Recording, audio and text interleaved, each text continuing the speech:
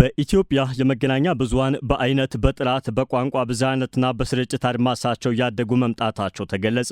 ወቅታዊ መረጃ በመስጠት ብሔራዊ ጥቅምን ማስከበርና የወል ትርክትን መገንባት እንደሚያስችሉና ከለውጡ ወዲህ የመረጃ ተደራሽነት ለማሳደግ የመገናኛ ብዙሃን አዋጅ መሻሻሉ በማሳያነት ተነስቷል። የኢትዮጵያ መገናኛ ብዙሃን ባለስልጣን ባለፉት 3 ወራት በክልል የህዝብና ማህበረሰብ መገናኛ ብዙሃን ላይ ያደረገውን የይዘት ስርጭት ክትትልና ግምገማ ውጤት ይፋ ማድረጊያ መርሃ ግብር በዛሬው ዕለት አካሂዷል።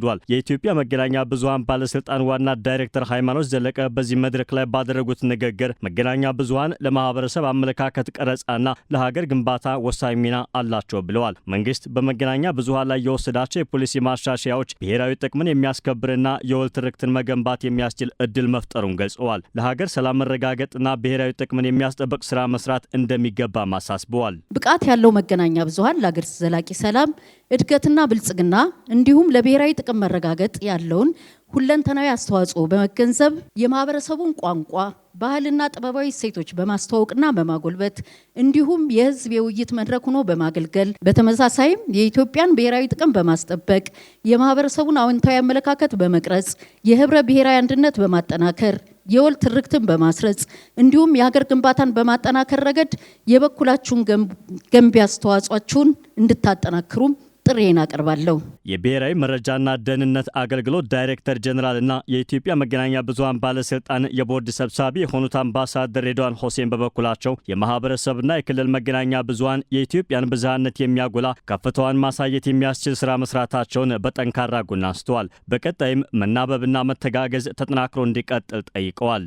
የኢትዮጵያን ብዝሃነት ታሳቢ ያደረገ መገለጫ እንደመሆናቸው መጠን ይህንኑ ብዝሃነት ይበልጥ የሚያጎላ በዚሁ ብዝሃነት ውስጥ የኢትዮጵያ ቀለሞች ጎልተው እንዲወጡ የሚያደርግ እያንዳንዱ የኢትዮጵያ ማህበረሰብ ያሉት ተስፋ ያሉት ፈተናዎች ያለው ደግሞ ጥቅሞች የተሳሰሩ ከመሆናቸው ጋር ተያይዞ መነሻቸው የሀገሪቱ የተለያየ ጫፍ ይሆናል።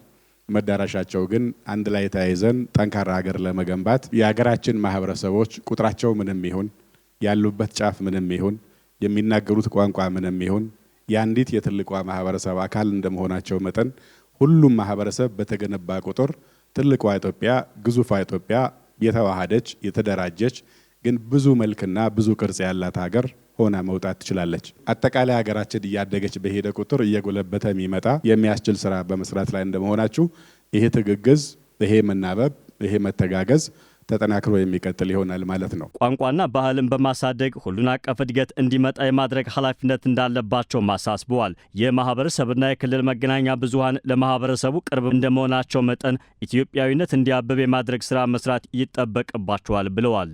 ማህበረሰቦቹን የማጎልበት ቋንቋና ባህላቸውን የማሳደግ አታያቸውን የመለወጥ የሥራ ባህልን የማጎልበት ኢትዮጵያዊነትን የመገንባት እንዲያብብ የማድረግ ስራ ትሰራላችሁ።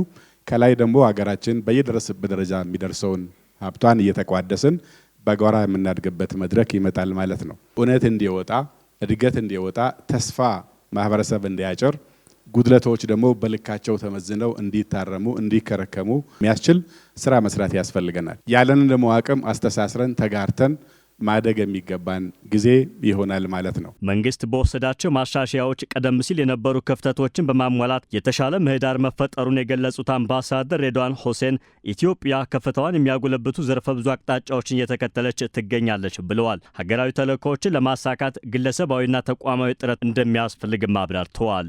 ኢትዮጵያ በተለይ ከለውጡ ወዲህ በፊት ከነበሩ ተሞክሮች ይበልጥ እንደ አሴት በመውሰድ እንደ በረከት በመውሰድ የነበሩ ጉድለቶቹን ደግሞ እየከረከሙ እያደጉ በማሻሻል ያለች ሀገር ሆናለች። በዲሞክራሲው ረገድም በሚዲያ ስፔሱም በልማት አቅጣጫም በአገር አታይና እይታም ረገድ የተሻለ ወደ ማዕከል የሚመጣ ግን ወደ ላይ የሚያይ የሚናበብና የሚያስተጋባ ሚዲያ ያስፈልገዋል።